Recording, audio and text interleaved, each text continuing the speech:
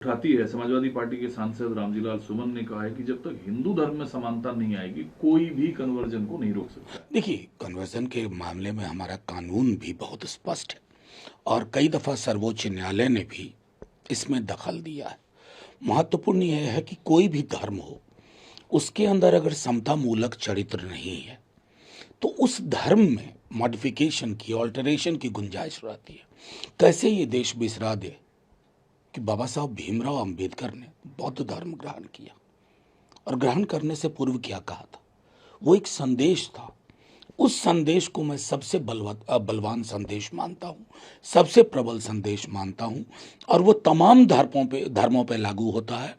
जो भी धर्म हिरार्की को, ऊंच नीच, पदानुक्रम के पक्ष में खड़ा होगा, वो मैं समझता हूँ धर्म लोगों से दूर होता जाता है।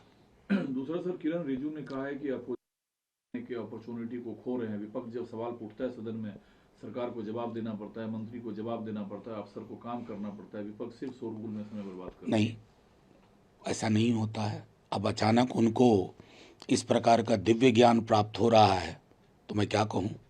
उन्हें स्मरण करना चाहिए ना कि 2014 से पूर्व पूरा का पूरा सत्र, 2 सत्र धुल गया था। क्या तब ये सवाल लागू नहीं होता था? अभी अगर वोटर की बेदखली परियोजना पे अगर विपक्ष ना बोले तो क्या आपकी ऑर्केस्ट्रा टीम में जा करके बोले राजा तेरे सुबह की जाए, राजा तेरे शाम की जाए? विपक्ष की जवाबदेही सत्ता पक्ष नहीं, संसद और लोग हैं। लोकतंत्र में जहां लोगों को खत्म किया जा रहा है, लोक को, जो कि एसआईआर है, क्या उस पर आपसे सवाल ना करें? कभी झांकिए अपने अंदर भी रिजिजू जी, फिर बात होगी। हालांकि इसी भाग दौड़ में मेरे एक सवाल के जवाब में पूरी की पूरी बीजेपी सरकार एक्सपोज्ड है कि सेंट्रल यूनिवर्सिटीज में ओबीसी, एससी, एसटी की वैकेंसीज अलार्मिंग है। एनएफएस का कोई डेटा सरकार मेंटेन नहीं करती है। हाँ, ये भी एक पहलू है, इसको नज़रअंदाज ना करें। दूसरा सवाल सर ये है कि सरकार जो बिहार की है उसके लिए आपदा के तौर पे देखते हैं, क्योंकि तेजस्वी यादव ने सीधा कहा कि अगर इतना मन और दिल दुख रहा है तो आप हो क्यों गठबंधन में। देखिए, मेरा तो सीधे तौर पे कहना है, अगर मोदी जी के ही शब्दों को मैं दोहरा दूं तो आपदा में अवसर उनका बड़ा फेवरेट डायलॉग है, लेकिन हम कतई नहीं मानते। ये मैं डबल स्पीक का उदाहरण मानता हूँ। डबल स्पीक, और उसके मास्टर प्रूव हो रहे हैं। आपका तो बहुत निकटता है आपकी मोदी जी से, अमित शाह जी से। फैक्ट फाइंडिंग टीम बंगाल जाएगी, बिहार क्यों नहीं जाएगी? मांगिए ना। मैं तो ये भी नहीं कह रहा हूँ इस्तीफा दे दीजिए, फैक्ट फाइंडिंग टीम मांगिए। क्योंकि जब मैं अभी आपसे बात कर रहा हूँ, शायद बिहार में कहीं गोली चली हो, किसी की मौत हो गई हो। कौन जिम्मेवार है? आप कहते हैं प्रशासन।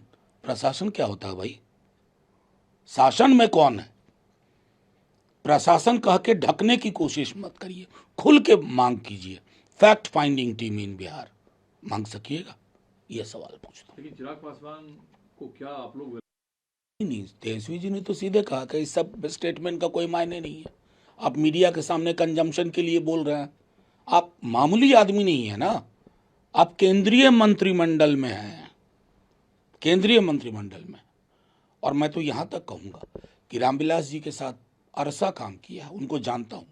अगर उस धारा का नैसर्गिक चरित्र आपके अंदर हो तो आपको एक फ़ोन उठा के कहना चाहिए फैक्ट फाइंडिंग टीम, उतना मांगिए। फिर देखते हैं कि ये सिर्फ उपभोग के लिए नहीं था, मीडिया के लिए। अब एनसीईआरटी में सैन्य पराक्रम को छात्रों को पढ़ाया जाएगा। देखिए, भारतीय सैन्य पराक्रम पाठ्यक्रम का पहले भी हिस्सा रहा है, ऐसा नहीं है कि नहीं रहा है। कैसे हमने पढ़ा ब्रिगेडियर उस्मान के बारे में, चाइना वॉर जो हुआ 62 में, उसमें हमारे एक पूरा का पूरा था परमवीर चक्र विजेता, हमारे बिहार के टेक्स्ट बुक में था। लेकिन ये हेडलाइन मैनेजमेंट की चीज़ नहीं होनी चाहिए ना। हमारी सेना की दिक्कतें भी हैं भाई, बहुत सारी दिक्कतें हैं। सैन्य अधिकारी बड़े बड़े वो सब जाहिर कर चुके हैं, इसलिए हेडलाइन मैनेजमेंट मत करिए। सुप्रिया सुले ने इंटरेस्टिंग एक सवाल उठाया, इसमें 14,000 पुरुष को पैसा ट्रांसफर हुआ है जो तकरीबन 21 करोड़ के आसपास है। सीबीआई इंक्वायरी डिमांड की है। अजित पवार ने कहा अगर ऐसा हुआ है जांच की जाएगी और पैसे वापस लिए जाएंगे। यहाँ तो जहाँ खोलिए उसी अलमीरा में स्केल्टन है। अभी बिहार के 71,000 करोड़ गुम हो गया, आसमान में या ज़मीन खा गई। ये पूरा जो मोदी जी का नारा था ना, ना खाऊंगा ना खाने दूंगा, उसको थोड़ा उलट दीजिए। खाऊंगा भी, खाने भी दूंगा और बोलने वाले को जेल भेज दूंगा। सर कुछ बिखराव है क्या आपकी तरफ? स्वास्थ्य इसकी बात करेगा, उसके साथ मैं हूँ, नीतीश कुमार तो सीएम नहीं बनने जा रहे हैं। इसमें कोई गमे को, हर बिहार में जो लोग भी राजनीति में हैं और जो विपरीत धारा की राजनीति कर रहे हैं, उनके मन का ये नैसर्गिक सवाल है। कल अपने अभिषेक मनु सिंघवी को सुना, आपकी चुप्पी सवाल खड़े कर रहे हैं, क्या कोई सेफ रास्ता तो नहीं लिया जा रहा है? देखिए, मैं अभी भी इंतज़ार करूंगा कि क्या निकल करके आता है। स्पेकुलेशन करना मेरे लिए उचित नहीं होगा, लेकिन दोनों ही मामले बहुत संगीन हैं, जस्टिस वर्मा वाला भी और शेखर यादव वाला भी। तो दोनों ही अलग अलग दृष्टिकोण से पूरी न्यायिक प्रणाली पे सवाल उठता है और उन सवालों को कारपेट के नीचे नहीं रखना चाहिए।